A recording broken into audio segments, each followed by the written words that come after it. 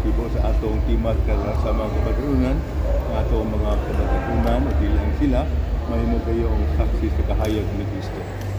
O kini makita diya sa kinabuhi sa atong Ginoo, wala sa atong mga kakuyangan, ikulangon isip patanon o isip mga tapatawan.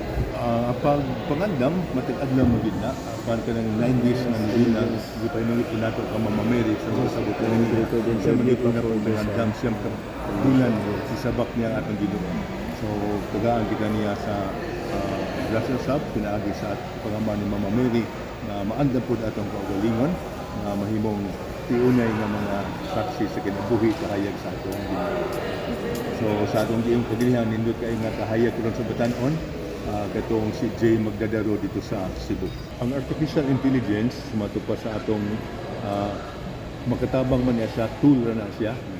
Pero kung ang tool mamahimong mabali, ang tao nihimong tool kana ang delikado, nawala na ang dignidad sa pagkatao.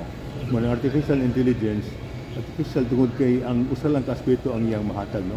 We can access information, knowledge, computational knowledge, logic, pero dili sa kahatagan nato creativity, empathy, dili na siya.